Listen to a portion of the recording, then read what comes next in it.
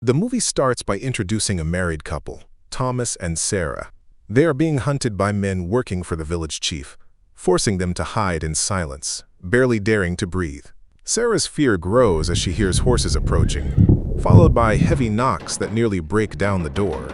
In a moment of panic, she looks at Thomas, silently asking what they should do. Thomas grabs an axe to defend them, but when the men finally break in, he is struck down with the butt of a rifle.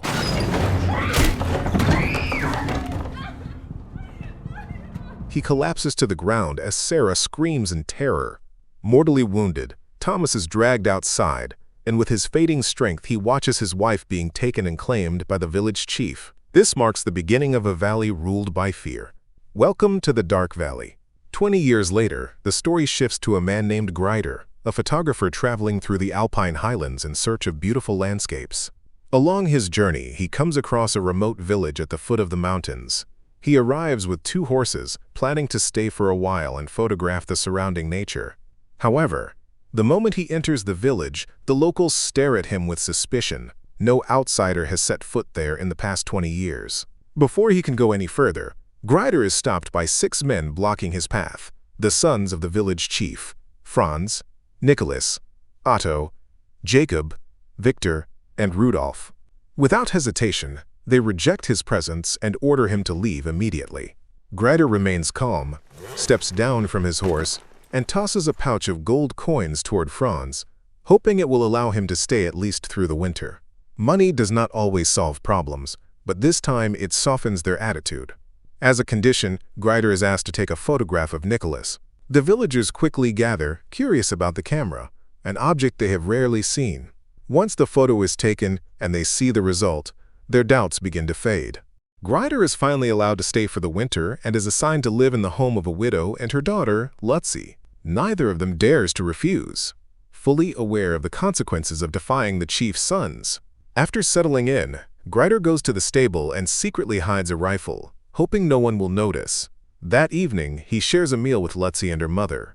From them, he learns that the 6 armed men he encountered are the sons of Mr. Brenner, the village chief known for his cruelty and absolute control. Later that night, Greider sits alone in his room, staring at a locket containing someone's photograph. His expression reveals deep, unresolved loss.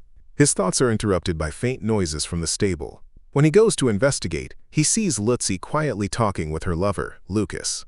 From what he overhears, Greider realizes they are discussing wedding plans that seem almost impossible under the village's strict rules.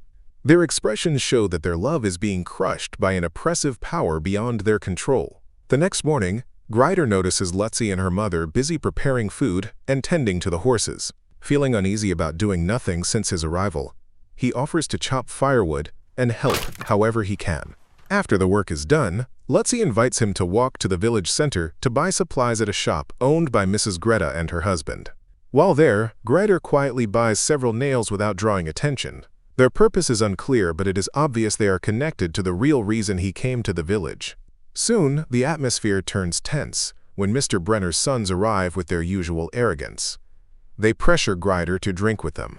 When he refuses, Jacob strikes him and forces alcohol down his throat,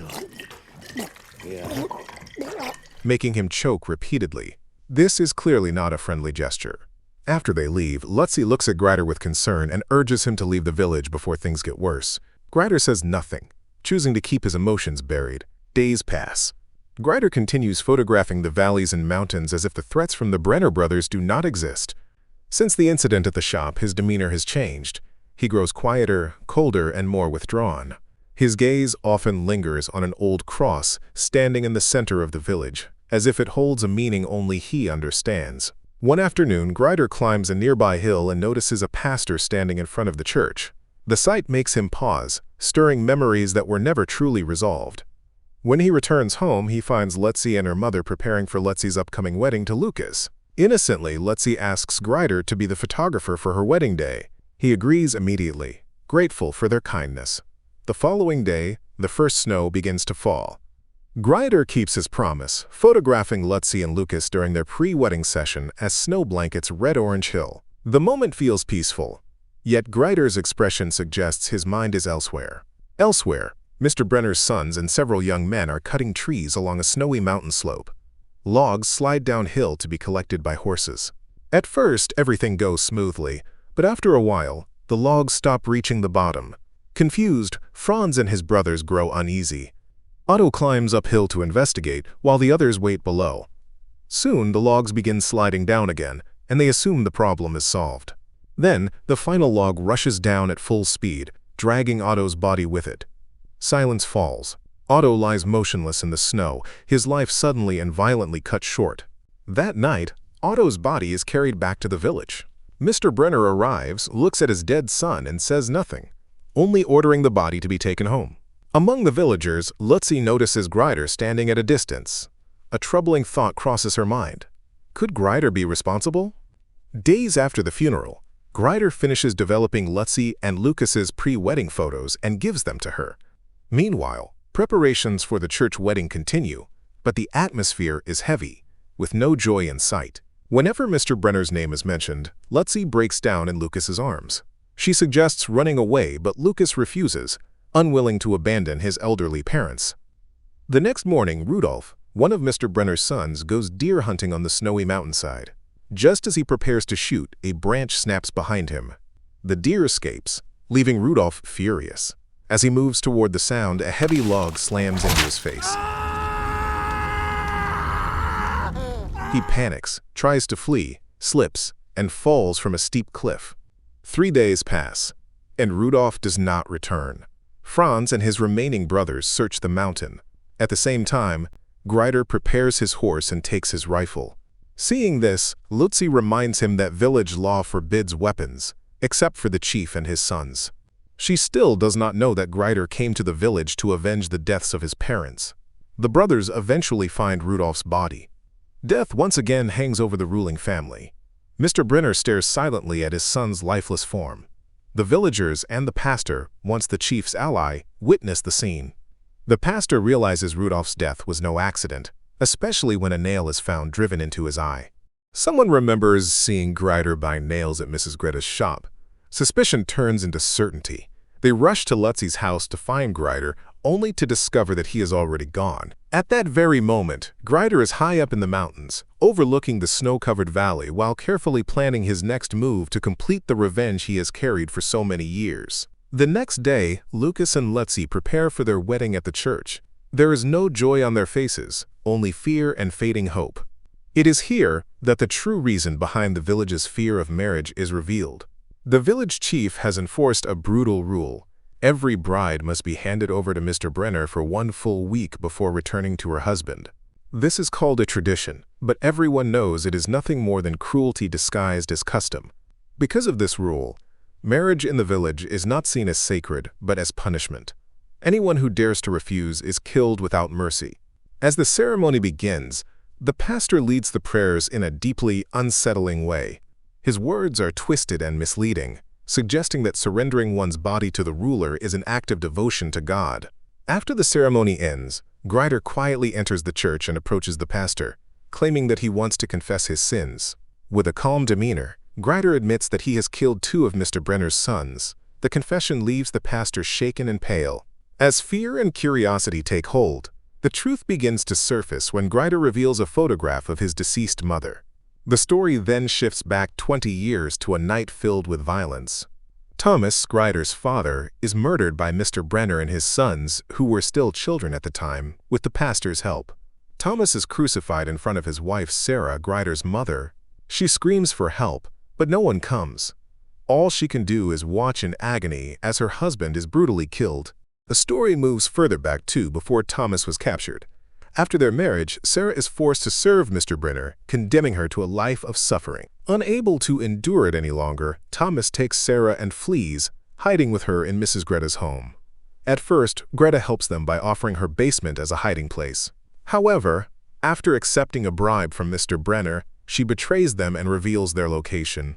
Thomas is captured, killed, and crucified in front of Sarah as a warning to anyone who dares to resist. That same night, Sarah manages to escape and swears to avenge her husband's death. Enraged, Mr. Brenner burns down Sarah's home with her parents inside. Thomas's body is left hanging on the cross, abandoned and consumed by crows.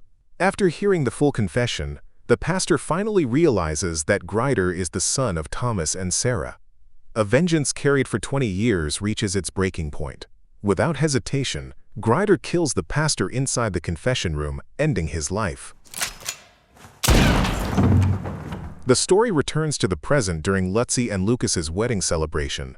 Although the event appears festive on the surface, their faces clearly show fear. When Lutzi is pulled into a dance by Jacob, and then forced to dance one by one with Mr. Brenner's other sons, Lucas finally reaches his limit.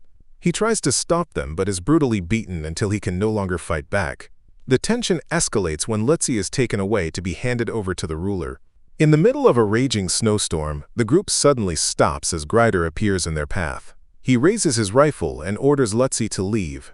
Mr. Brenner's sons freeze in place, unable to act as Greider keeps his weapon trained on them, even as rage fills their faces. Before leaving, Greider challenges them to meet him the next day in front of the Brenner family ranch, then disappears into the storm. When Lutzi returns home, she clings tightly to her mother, finally releasing all the fear she has been holding inside. Greider escorts her to Lucas's house, so they can reunite and begin a new life together. Some villagers object, terrified of retaliation from the Brenner family, knowing their anger can be deadly. Remaining calm, Greider reassures both families and the villagers.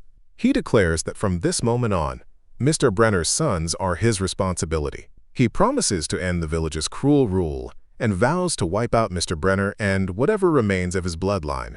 After that, Greider heads to Mrs. Greta's house. Upon arriving, he throws a pouch of money at her and forces her to swallow the coins one by one.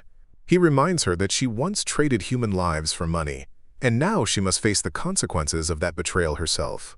Not long after, Mr. Brenner's sons arm themselves and ride on horseback into the forest where Greider is hiding.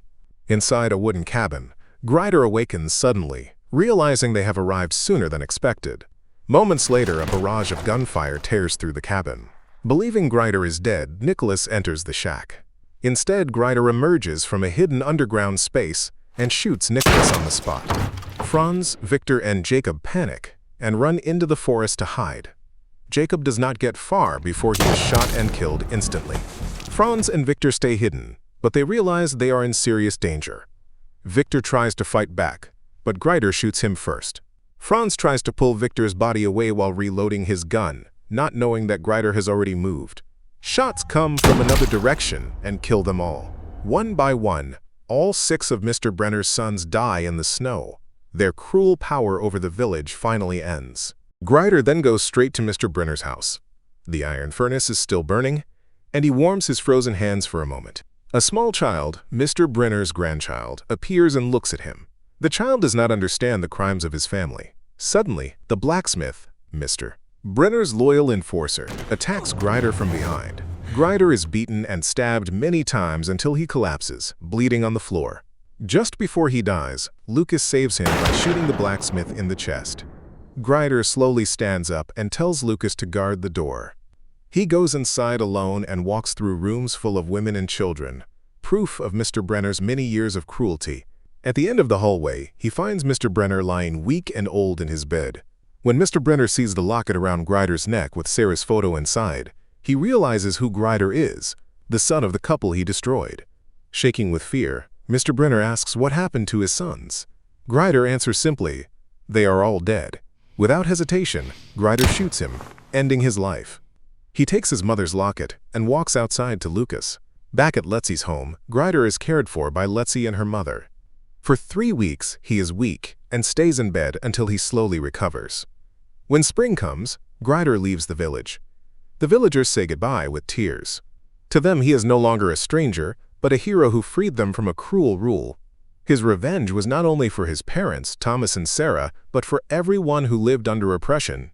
Thanks for watching. Don't forget to subscribe. See you next time.